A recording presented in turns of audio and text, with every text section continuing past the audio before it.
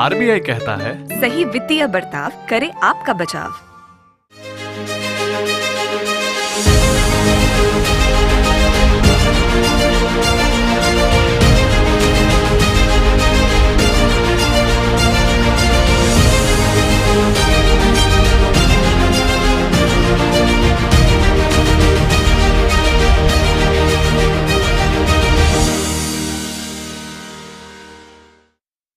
जल्दी करो यार, प्लीज जल्दी। दूसरा कोई मैच है क्या?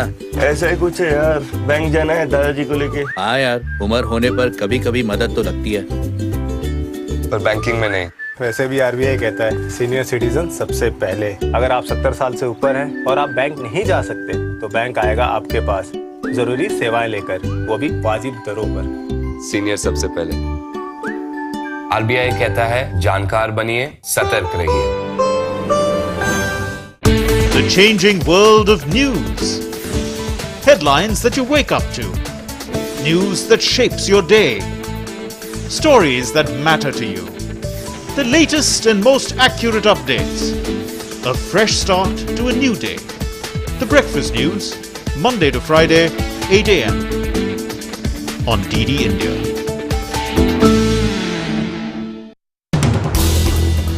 As the day unfolds, and news and events take shape, we get you complete coverage of every news breaking in, tracking new developments as they happen. Midday Prime English, Monday to Friday, 2 p.m. on DD India.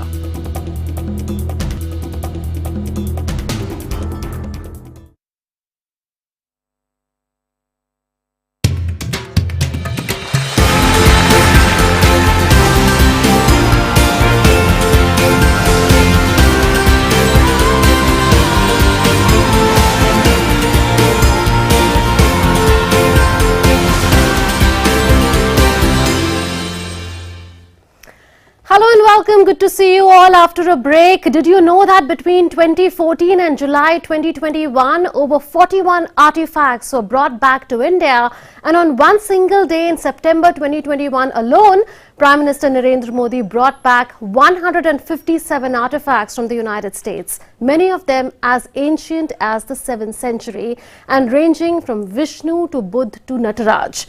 Our focus on G20 today is on the role of culture in sustainable development and mainstreaming culture in global policy framework.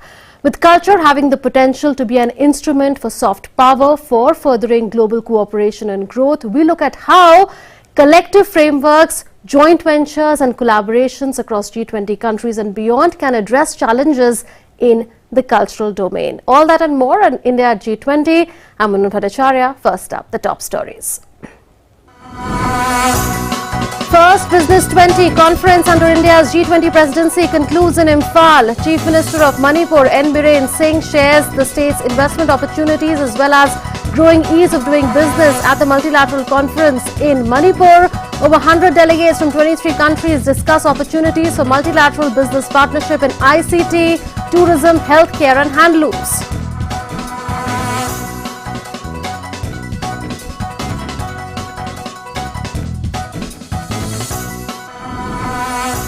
Khajuraho, a popular tourist destination in the Indian heartland state of Madhya Pradesh, readies to host over 125 delegates from G20 member countries and beyond for the first G20 Culture Working Group meeting from 22nd to 25th February.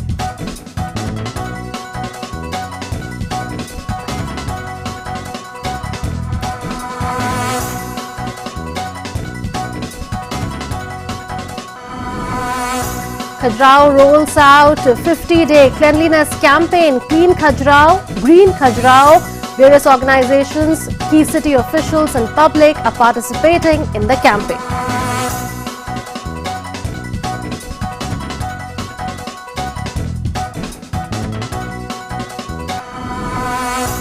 Finance Minister Nirmala Sitharaman and RBI Governor Shaktikant Das will jointly chair the first G20 meeting of finance ministers and central bank governors under India's G20 presidency in Bengaluru on 24th and 25th February, meeting to discuss a host of economic and financial challenges facing the world.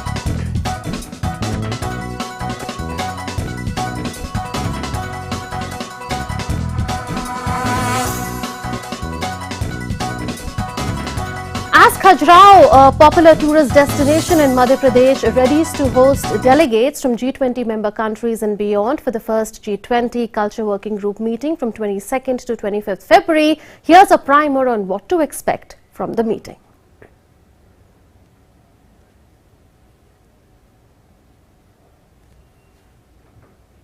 Tourist destination in the Indian heartland state of Madhya Pradesh and known for the immaculate sculptures of its temples, is all set to play host to over 125 delegates from G20 member countries and beyond.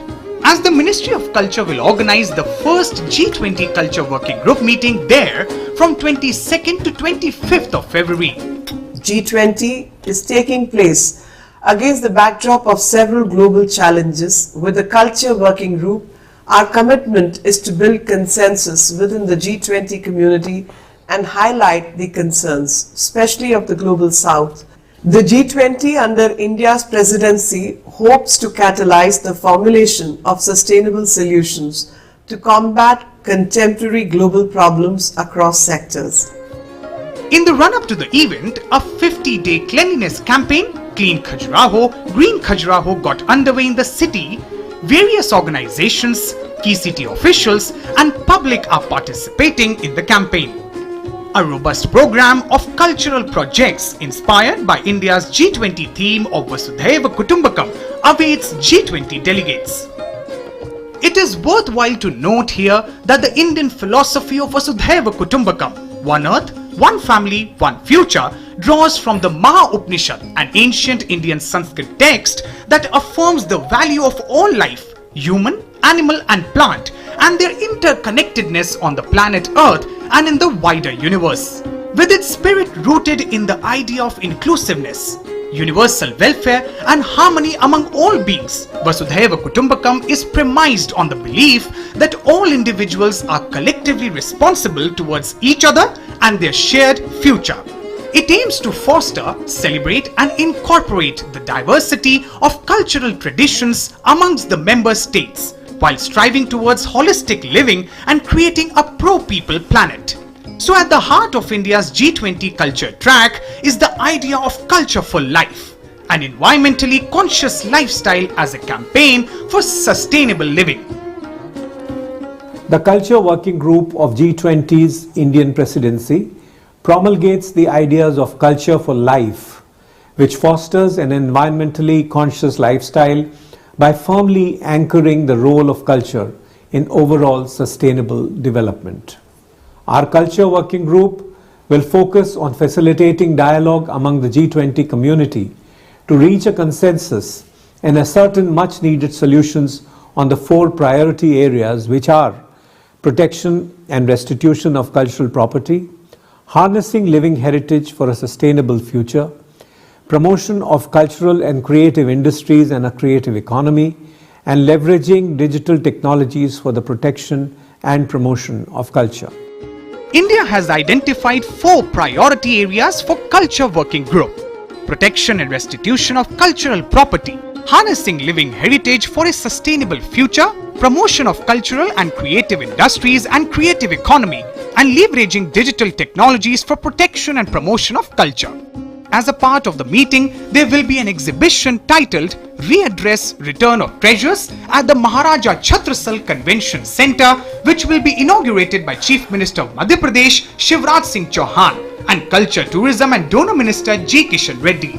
Cultural programs will also be organized on the occasion, including the Khajuraho Dance Festival cultural performances. The delegates will also visit the Western Group of Temples, which is a UNESCO World Heritage Site.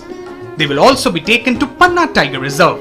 The Culture Working Group will evolve through 4 meetings in 4 historic cities of India. After the first one in Khajuraho, the next 2 will be organized in Bhubaneswar and Hampi, while the location for the 4th meeting is yet to be decided. The theme for Khajuraho is protection and restitution of cultural property. The Culture Working Group will reflect the emergence of culture as a prominent theme on the global stage. It will adopt culture to renew multilateral and multicultural cooperation at all levels and inform future global cultural policies and initiatives.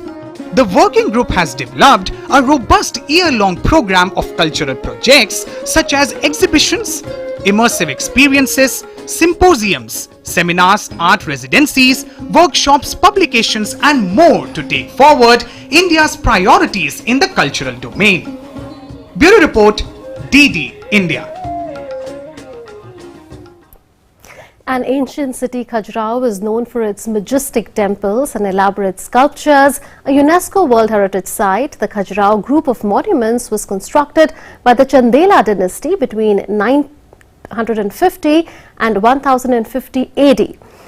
The aesthetics of the Nagara-style architecture, ornamented with the intricate and detailed sculptures, acts like a window into the socio-cultural practices of the time. Here's a sneak peek into Khajuraho.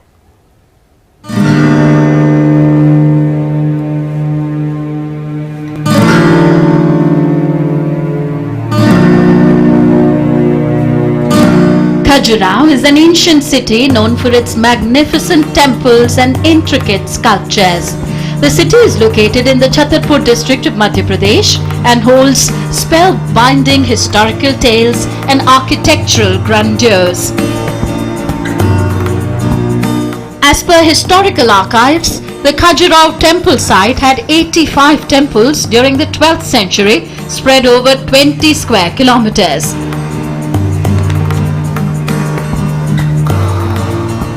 However, today, only 25 of these temples scattered throughout a 6 square kilometer area have survived the course of time.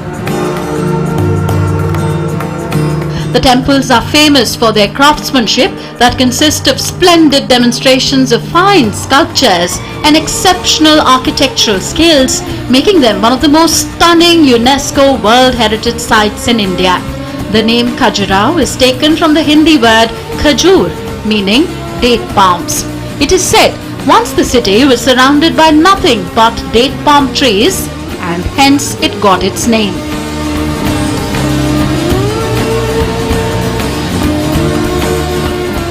These world-famous Indian temples were built during the Chandela dynasty, and most temples were constructed between 950 and 1050 AD during the reigns of Hindu kings Yasovarman and Dhanga, Chandela ruler.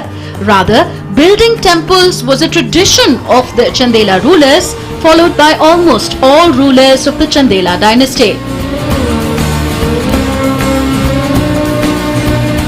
Khajuraho temples were rediscovered in the 1850s after being neglected for centuries. Bureau Report, DD India.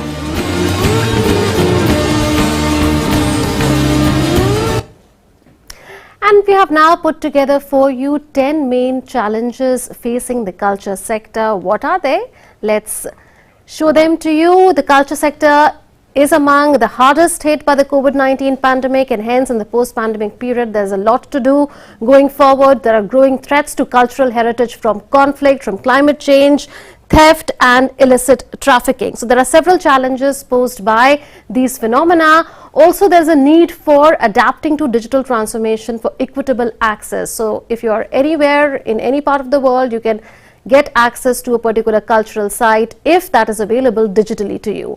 There is a need for stronger synergies between culture and education to enable learners to develop new skills. Remember, this is a key focus in India's National Education Policy 2020 as well. There's a need to expand social and economic safety nets to cultural professionals, just like gig and platform economy workers are out of the purview of most of such protection. Similarly, cultural professionals also need that protection. There's a need for capacity building of officers in customs and other law enforcement agencies. In countering smuggling, there's a need to counter corruption that allows cultural artifacts to be smuggled and laundered. And hence there is a need for cooperation between countries, which G20 is a platform to take forward. There's a need to raise awareness on legal implications of infringing upon cultural heritage. There are various international conventions that are in place. There are domestic laws as well. There's a need for greater cooperation from internet service providers and digital vendors for better monitoring of compliance. So there needs to be greater cooperation at several levels. There's a need to dismantle operations of traffickers and bring them to justice as well. So these are the 10 broadly speaking challenges that are there in the cultural domain before the G20 delegates, and the meeting is set to take place of the Culture Working Group, the first one at that, in the next couple of days in Khajuraho city of Madhya Pradesh. Joining us for perspective are Dinesh Patnaik, former DG, Indian Council for Cultural Relations or ICCR, and Dr. Sandhya Purecha. She is the chairperson of Sangeet Natak Academy. Such a pleasure to have the two of you on India at G20. Mr. Patnaik, I'll begin with you. We've spoken about the challenges. There are several opportunities as well in the cultural domain. But why do you think it is important to mainstream culture in the global policy discourse? To tell you, it's really a pleasure speaking to you from Spain. I was former Director General of ICCR, and now I'm the Ambassador of India in Spain. And Spain is a permanent invitee to the G20. But what I wanted to tell you is culture is a glue which is very important across the world, not just because of its social ramifications and cultural heritage that it portrays, but because it's an economic activity. You know, in India, we are a cultural powerhouse, like Spain is a cultural powerhouse in Europe and across the world. Spanish becoming the third largest spoken language in the world, and Spain also representing a huge cultural heritage here. But India itself is a cultural powerhouse. But what we haven't been able to do is monetize to make culture as an economic activity. For that, we are working on it. I think there's a lot we can do. We can learn from the rest of the world. And the G20 representing 85% of the world's economy and 85% of the world's population is the right forum for us to spread our culture, to learn from others, and to make sure that we can harness the cultural potential that we have in the country. Fair enough. Dr. Sandhya, I'll come to you now. You've heard the 10 challenges that I have outlined. What is the biggest challenge in the culture domain to your mind? Because, for instance, we are aware that several jobs were lost, several cultural professionals took a hard hit because of the COVID-19 pandemic. Then there's a lack of a social and economic safety net for most of them. And there are several opportunities too going forward, digitalization being one. But I wouldn't put words into your mouth. What to your mind is the biggest challenge and the biggest opportunity that G20 countries can build upon in these meetings?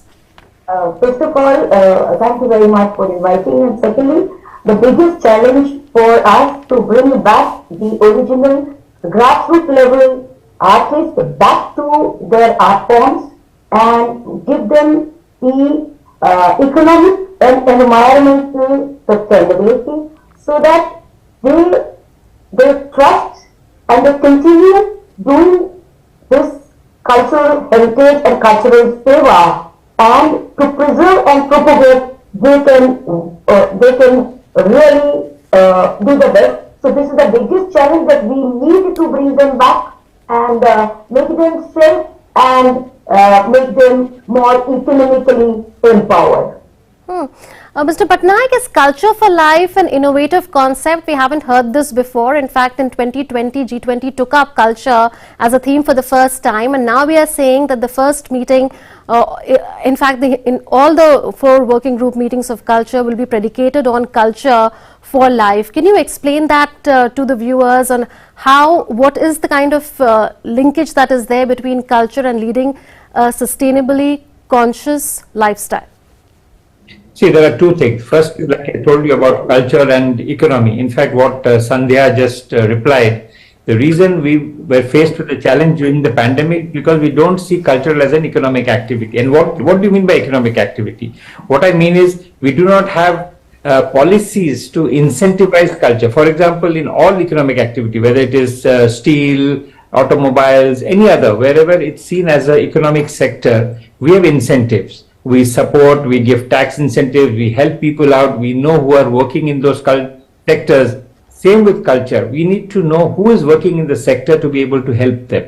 And so we need to pan out and make culture into an economic sector. That's one part of it. The other, what we talked about, culture and lifestyle. Now, this is something which PM, inaugurated last year. The whole idea is that today, for climate change, to make the world sustainable, our lifestyles are important. We cannot maintain a lifestyle which is based on overconsumption, which is based on waste, which is based on actually using the earth's resources more than it can handle. So we need to have a lifestyle which can handle all this. And it's a cultural factor. like for example, in the Indian culture, we save, we recycle. Kabaddi wala abhi bhi, I mean, in the sense we use the kabaddi a lot. We are somebody in which the sustainability is ensconced in our ethos. Now, how do we take it to the world? That was Prime Minister's vision, that we take the ethos of sustainability that we have in our cultural system to the world. So one of the things that we are going to discuss in this is how do you harness living heritage for a sustainable future? How do you say that your lifestyle, how do you make your lifestyle into a cultural powerhouse which can help the rest of the world learn how to be more sustainable? That is one of the things that we are going to do in the G20. Okay. Now, Ms. Sandhya, there is a need to have a greater consciousness towards the environment, a point that you made, a point that Mr. Patnaik made. And perhaps it is thus important to have a greater integration between culture and education. India's national education policy seeks to do exactly that, but under the G20 forum, how can this idea be taken forward? In the G20, we need to make the policy, the communique which we will be sending it through this cultural CWG group, which will be sending it the communique in which we will write that it should be a global policy should be made for the artists and artisans and their creativity and also the digitization, because there are so many art forms which are vanishing, especially from India, and if those are digitized and saved and uploaded so that the next generation can be aware of it.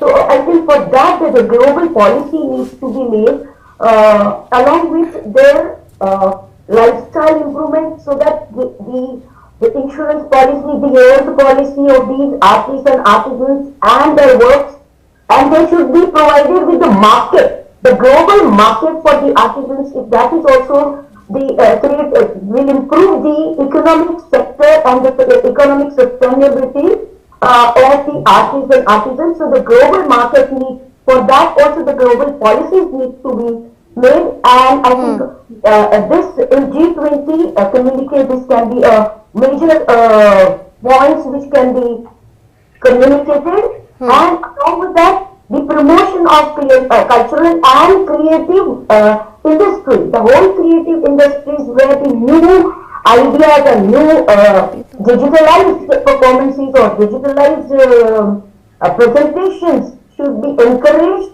both nationally and globally. Again, the new policies needs to be created in this G20. Right, let me take that forward, Mr. Patnaik. How do we adapt the culture sector in the G20 countries and the countries that comprise the global south to digital transformation? How do we use more digital means yet not depriving people who are physically involved in cultural jobs like cultural professionals, tourist guides, etc., of their earnings? See, there are two parts to the digital transformation. One was what we saw during the pandemic, how digital platforms were used to spread culture. Culture did not stop during the pandemic. In fact, to a large extent, culture got more spread because of the pandemic, because we used online platforms, whether it is online platform for films or online platform for spreading culture, literary festivals, dance, music, theatre, etc. So that is one thing. That is the digital transformation gives a platform for the spread of culture across the world. It makes culture across the world accessible to everybody. Suddenly Indians could see Korean soap operas, Spanish films, Taiwanese programs, across the world. You could suddenly have access to all of it. That is one, which is to give a platform. The other is how do you leverage the digital technologies for protection and promotion of culture, which is how do you use digital technologies in the world. So for example, the big four, Microsoft, Google, etc., are working with the Indian Culture Ministry and others to map Indian culture heritage. How do you map them out? How do you put it together on a platform for everybody else to see? How do you use digital technologies to preserve our culture? And how do you promote it? So these are things which we are trying to do, but we also need to learn from the rest of the world. And the G20 is the best platform. We can bring together best practices and the best ways that we have done it from countries like Spain and other countries to learn from them as to how we can do it better. So for us to start the process of people learning from each other and sharing best practices. Right. I started the show by speaking about how Prime Minister Narendra Modi has brought so many artifacts from different countries, and a key focus area is restitution of India's cultural heritage and the cultural heritage of various G20 countries. Can G20 be that platform to create greater sensitivity and awareness on such an issue? See, already that sensitivity has happened. These things that are being returned are not because we are getting them back in one way, but because those countries have understood that keeping stolen art is not the correct way of going about it. Of course, how do you define what is stolen? Something which was taken away forcibly, or with something which was taken away when you were occupying the country or the land, when you were the power which was the hegemonic power. Now, there are different things. I mean, if we start going back into that, that's a different matter. But there is a sensitivity today that culture needs to go back to its roots, to go back to from where it came from. So restitution of cultural property is one. But the other thing is, how do you maintain the culture that you have? How do you protect your cultural property? Today we are seeing across the world, with modern day development, not only are we destroying the environment, but we are also destroying our historical legacy, our cultural legacy. And that we need to preserve. And this is not just monuments. This is also intangible cultural heritage. Your dance, your music, your literature, your theatre, all the intangible things. Languages are being lost. Ways of protecting ecosystems are being lost. So in a way, Prime Minister's initiative to do life, which is the lifestyle thing, is how do you use cultural lifestyle? How do you protect cultural lifestyle? How do you protect our way of thinking? The whole Vasudhaiva Kutumbakam. If the world is one family, we all need to work together to protect our common heritage. Absolutely. It is important to protect and preserve tangible as well as intangible forms of cultural heritage of G20 countries and members of the Global South, of which India is a strong voice. Thank you so much, Mr. Patnaik and Dr. Sandhya, for joining us with your views on India at G20. Let's move on now. The first of the four B20 or Business 20 conferences of the G20 Dialogue Forum for the global business community concluded in Imphal, Manipur on Sunday. Over 100 delegates from 23 countries participated in the three-day Imphal event. The three-day meeting discussed opportunities for multilateral business partnership in ICT, tourism, healthcare and handlooms. Representatives of G20 and other countries also addressed the plenary session on the day one of the three-day event. The Imphal event was the first B20 conference part of India's G20 presidency, and the second one will be held in Aizawl in Mizoram from 1st to 3rd March, the next one in Sikkim's capital Gangtok from 15th to 17th March, and the fourth conference will be held in Kohima in Nagaland from 4th to 6th April. The first G20 meeting of finance ministers and central bank governors under India's G20 presidency will be held on the 24th and 25th of February in Bengaluru, Karnataka. Finance Minister Nirmala Sitharaman and RBI Governor Shaktikant Das will jointly chair the meeting. It will see the participation of finance ministers and central bank governors of the G20 members, invitee members and heads of international organizations. 72 delegations will attend the meeting. G20 finance ministers and central bank governors FMCBG meeting under the G20 Indian presidency is scheduled during 24th and 25th February 2023 in Bengaluru, Karnataka. Honorable Finance Minister of India and Governor RBI will jointly chair this meeting.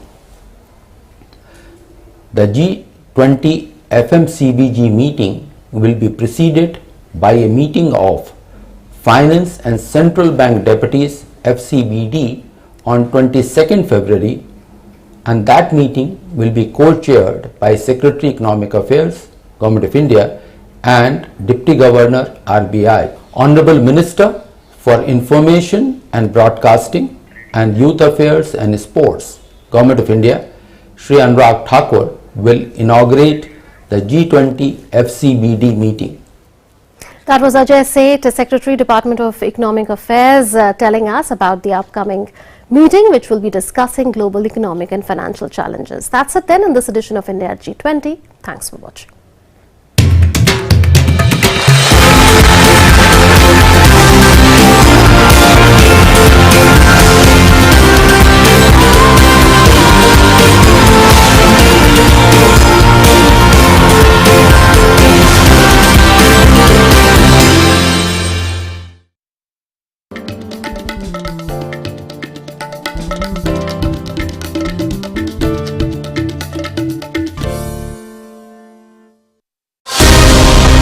Get in-depth analysis of the important news of the day. Spotlight on day's newsmakers. Expert comments to dissect the news. Get the finer points of the matter. Watch Dateline 5 p.m. on weekdays on DD India.